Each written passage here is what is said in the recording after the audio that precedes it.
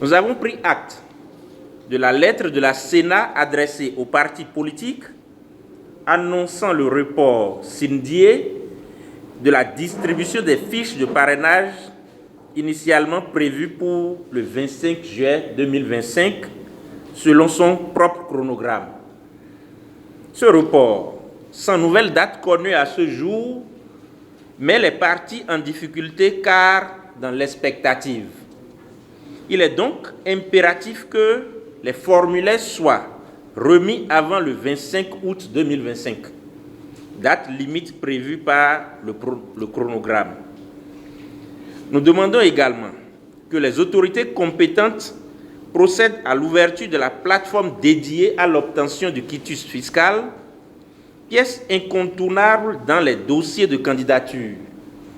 Tout retard dans ce domaine crée des encombrements de dernière minute qui sont préjudiciables à la sérénité dans l'obtention de ce document.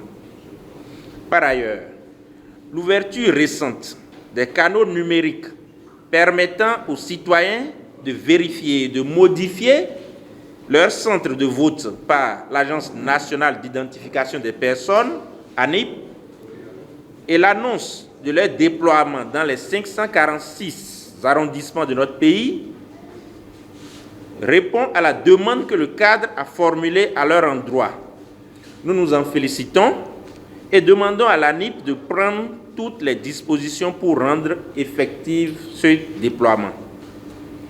Nous saluons également la finalisation des travaux concernant l'audit du fichier électoral réalisé par les experts internationaux recrutés par le comité de pilotage, dont les premières conclusions confirment l'existence de plusieurs insuffisances à corriger pour fiabiliser l'outil.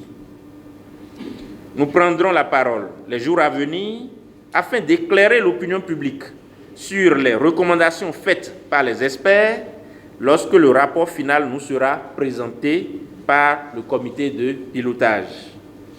C'est parce que nous avons déjà été victimes que nous élevons aujourd'hui la voix. Nous avertissons maintenant pour que demain, personne n'ait à se lamenter. En conséquence, nous appelons la Sénat, l'ANIP, la DGI et toutes les parties prenantes à faire preuve de rigueur, de transparence et de diligence pour garantir un processus électoral crédible, équitable, inclusif et à la hauteur des attentes démocratiques du peuple béninois. Mais nous n'oublions pas non plus que nous sommes dans un pays de ruse.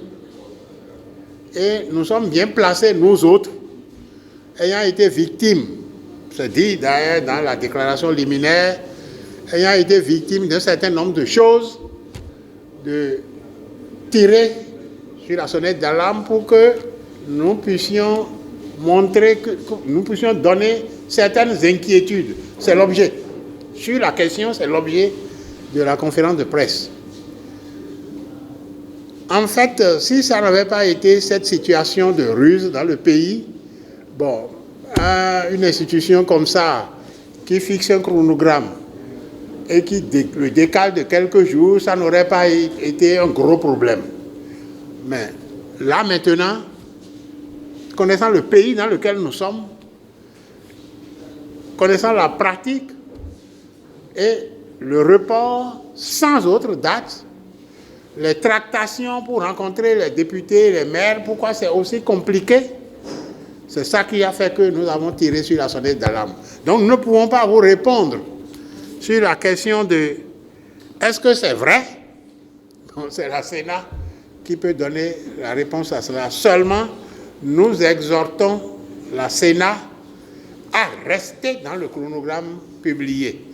Parce que les institutions comme les hommes, lorsque ils sont sérieux, lorsque les institutions sont sérieuses, lorsque les hommes sont sérieux, même si vous programmez quelque chose qui n'est pas contenu dans la loi, il y a quand même votre parole. Il y a la parole que vous avez indiquée. Parce que faire un chronogramme, c'est donner sa parole en réalité. Et c'est pour ça que la Sénat devrait être attachée au respect de cette parole, même si la loi ne l'y oblige pas expressément. Parce qu'effectivement, dans la loi, il n'y a aucun délai indiqué pour la distribution des parrainages. Vous comprenez? Mais dans la mesure où le chronogramme a été fixé, ça devient la parole de l'institution. Et nous estimons que cette institution doit attacher du prix au respect de sa parole. Voilà.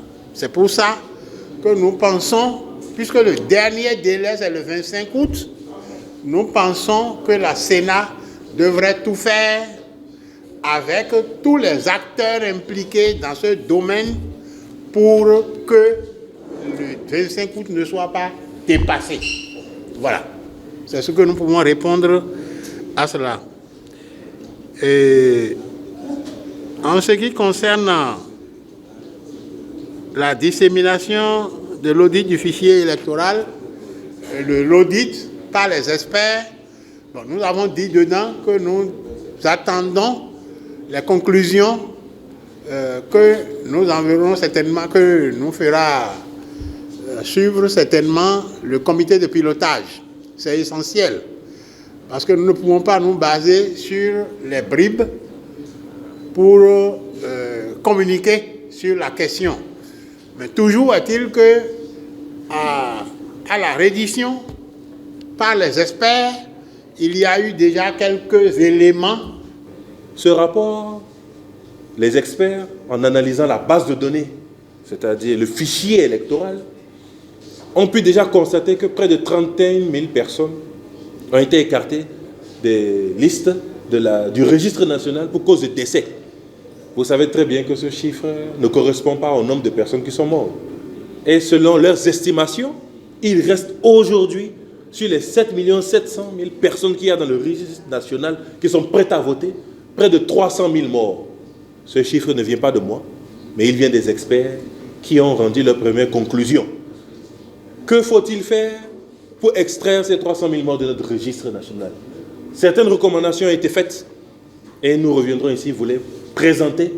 Et notre objectif, c'est que ces recommandations soient adoptées, appliquées.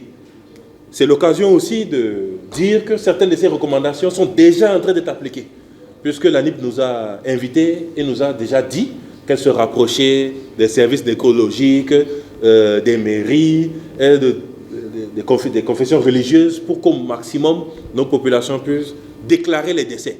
Puisque nous savons très bien que c'est parce que les décès ne sont pas déclarés que les morts restent sur la liste, sur le registre national et donc sur la liste électorale. C'est de ça qu'il s'agit. Ils ont aussi émis d'autres recommandations qui vont dans le sens de ce que nous avons toujours prôné. Une meilleure intégration de nous, les acteurs, dans le processus jusqu'à l'extraction de la liste électorale. Ils ont parlé des affectations des électeurs dans les centres de vote. Nous avons près de 8000 centres de vote, mais en consultant le registre, ils se sont rendus compte que certains centres de vote n'avaient absolument aucun électeur aujourd'hui. Que faisons-nous de ces centres de vote? Donc il y a plusieurs sujets qui méritent d'être abordés sereinement lorsque nous aurons le rapport définitif. Mais ce que je peux vous dire déjà, c'est que le rapport a confirmé certaines de nos peurs. C'est vrai, il y avait certains membres de la mouvance qui avaient agité l'idée de 500 000 morts qui étaient encore sur la liste électorale. Nous n'avions pas cette confirmation. Et là, nous avons cette confirmation. Donc ce rapport était utile pour, disons, énumérer les insuffisances nécessaires et les recommandations qu'ils ont émises vont nous permettre de corriger ces choses et s'assurer qu'en janvier 2023, nous ne nous retrouvions pas avec les mêmes imperfections qu'en janvier 2026. Nous allons avoir d'autres imperfections, je ne l'espère pas, mais pas celles qu'on a connues par le passé. Donc cet audit était nécessaire. C'est l'occasion ici de remercier tous ceux qui ont permis à cet audit de se faire.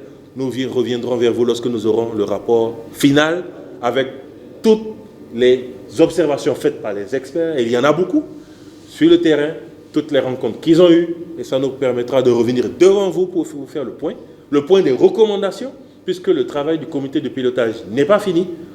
Le rôle, c'est de continuer à s'assurer que ces recommandations soient appliquées. Et c'est l'occasion aussi de féliciter tous les partis ici présents, membres du cadre de concertation.